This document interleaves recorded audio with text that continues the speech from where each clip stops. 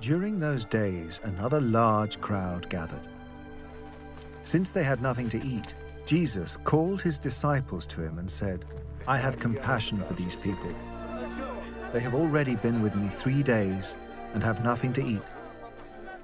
If I send them home hungry, they will collapse on the way, because some of them have come a long distance." His disciples answered, "But where in this remote place can anyone get enough bread to feed them?" "How many loaves do you have?" Jesus asked. "7," they replied.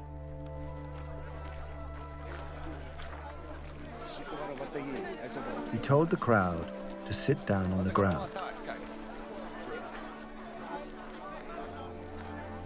When he had taken the 7 loaves and given thanks, he broke them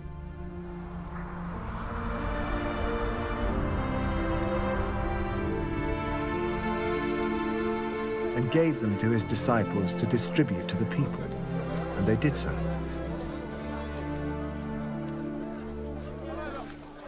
They had a few small fish as well.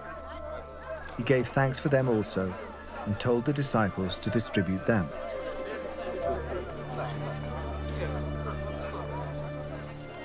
The people ate and were satisfied.